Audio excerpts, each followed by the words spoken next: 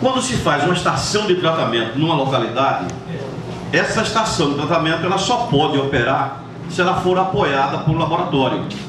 Nós temos que ter dentro dessa unidade onde vai buscar água do Mãe do Rio, uma estação de tratamento de água, de ciclo completo.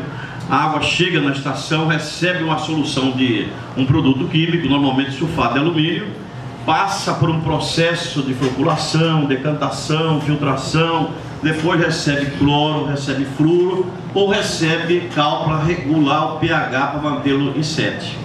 Todo esse processo de dosagem, de controle, em um laboratório apoiando, é um laboratório físico-químico.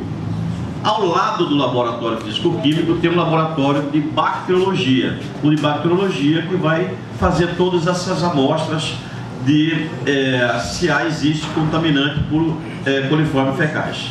Existe uma lei, eu não lembro, não sei se o Davi lembra de cor, mas fácil de pesquisar o número dela, do Ministério da Saúde, que diz o seguinte: todo o sistema de abastecimento de água deve ter uma metodologia de coleta e frequência para garantia da saúde da população.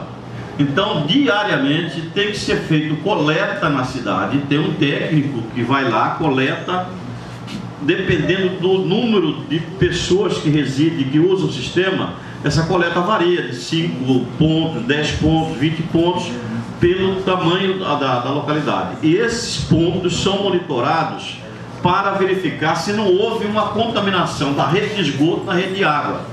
E aí se verifica a presença, a bacteriologia, para ver se há coliforme fecal nessa água. Esse é um controle que é feito diariamente. O outro controle é do manancial. Então o manancial potencialmente pode receber um contaminante agrícola numa determinada localidade dessa por aí. Então, mensalmente, esse laboratório coleta a água do manancial e manda para um grande laboratório central, pode ser aqui, por um outro local do país, para fazer um exame mais detalhado de pesticida, que não é um laboratório local tem condições de fazer, porque não haveria necessidade dado ao custo.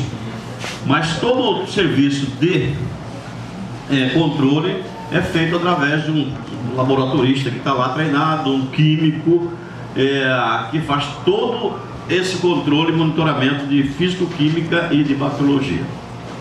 Voltando ao reservatório, lá vai ter um reservatório de 1 milhão de litros para fazer abastecimento da cidade.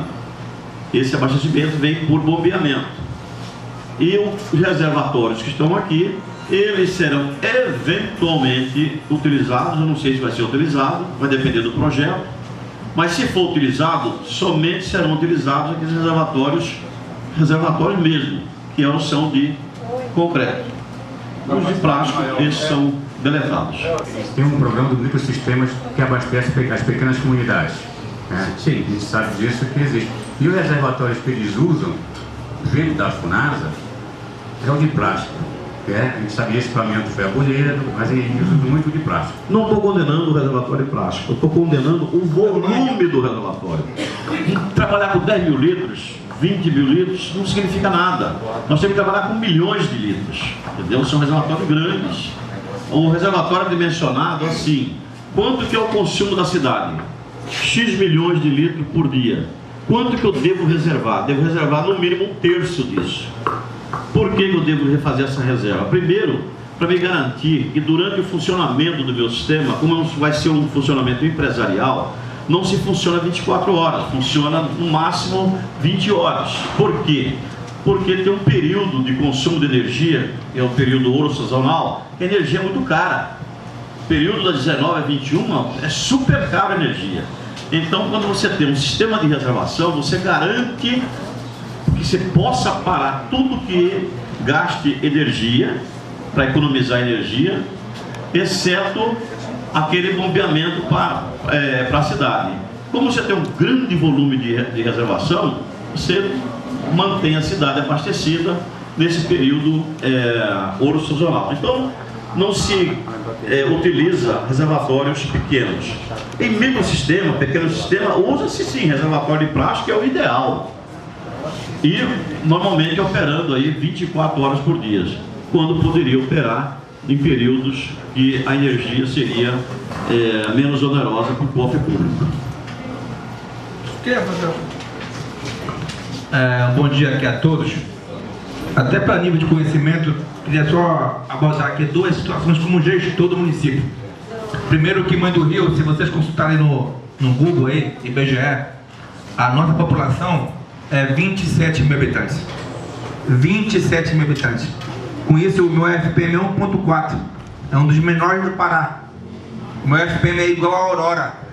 Menor do que Lituia. Menor do que Concórdia. A metade de São Miguel do Gomar. A metade de Pixuna que eu recebo, porque o repasse é per capita. Dados da saúde dizem que eu tenho 46 mil habitantes. Dados da UFPA, que eu tenho aqui um convênio entre o Ministério das Cidades e a UFPA, que é a Moradia Cidadã, para titular todos os terrenos urbanos, dizem que eu tenho na cidade, que eu tinha em agosto passado, 10.070 unidades habitacionais. O IBGE diz que eu tenho 4 habitantes por unidade. 10.070 vai dar mais de 44 mil habitantes só na cidade, fora a zona rural. Então acaba que eu, enquanto prefeito, recebo recursos por 27 mil habitantes e tenho que gastar, desembolsar por 50 mil. Ainda mais quando tem despesa como a água, que eu não tenho um tostão de receita. E com o aumento de energia que teve em novembro, né, aumentou, porque quanto mais cresce, mais demanda cresce. Né? Eu lembro que, até falei para o prefeito, professora, do 58, deve ter alguns alunos do 58, ele ganhou 10 km de asfalto, fez 5 na cidade e 5 no interior. 10 km de Rio não faz nem cócegas. Né? É 50 km de asfalto no mínimo para universalizar a distribuição asfáltica na cidade. Né? Então, assim, a gente tem feito esse debate com responsabilidade. Eu acho que é um caminho. Em relação ao Rio Mãe do Rio, quem me conhece sabe que eu faço aqui uma provocação para a sua turma, para ainda nesse semestre que está encerrando aí, né? A gente conhecer as nascentes do Rio Mãe do Rio, que eu tenho orgulho de dizer assim, se lá tem nascente hoje, porque foi eu que ajudei a plantar lá há 20 anos atrás. Né? Eu, com o movimento jovem chamado AJUMPA, Articulação da Juventude do Nordeste Paraense, ousamos, levamos lá o prefeito, a Emater, cortamos arame e plantamos lá. E tinha muito carneiro, porque se tivesse pouco carneiro, tinha muito mais árvore lá. Quem sabe está ali a Cícera, que estava conosco, está ali a Janete, que estava conosco nessa época, né? Mas, Cícera, se tu for lá hoje, minha querida, vai dizer assim, esse brutizeiro aqui eu que plantei, né? Que tem filhos e netos já. A saizeira que tem filhos e netos, maravilhoso, né? Maravilhoso mesmo. E ao mesmo tempo que eu acho, mas que a gente tem que fazer um trabalho para conhecer a margem do rio, o rio, né, o leito do rio, aqui da prefeitura até a Tubilândia. Para a gente conhecer lá, que deve ter certificador desse rio aí, no mínimo aqui eu faço um desafio, a gente tira uns 30 mil quilos de pneu, garrafa PET, saco plástico, material de limpeza que, infelizmente, a falta de consciência faz com que as pessoas vão lavar roupa lá mesmo, deixam lá, né, as embalagens e tal, né, que eu acho que é um trabalho que a gente tem que fazer, ao mesmo tempo fazer um panfleto para tentar conscientizar a população. Mas eu acho que é um caminho sem volta. Tá aí São Paulo, Rio de Janeiro, Minas Gerais, né, já povo lá sem água, né, toma banho com lencinho umedecido, né? Isso tudo é consequência de falta de políticas públicas, né? Mas também da consciência humana, né? Eu acho que é um debate que tem que ser feito. Eu, enquanto gestor aqui, se alguém quiser fazer alguma pergunta mais para a prefeitura, eu estou aqui disponível a algum tipo de questionamento.